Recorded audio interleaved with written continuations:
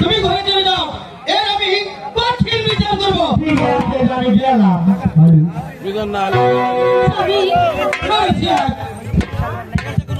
তুমি বিশাল একটি অন্যায় করেছ।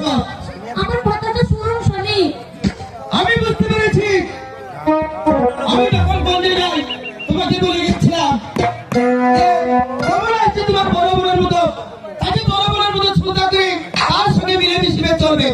তাও না দেখে আমি গঞ্জে থেকে ফিরেছি দেখি কমলা দুটি চোখে অস্ত্র ধরছে। বলো তুমি কি অন্যায় করেছ?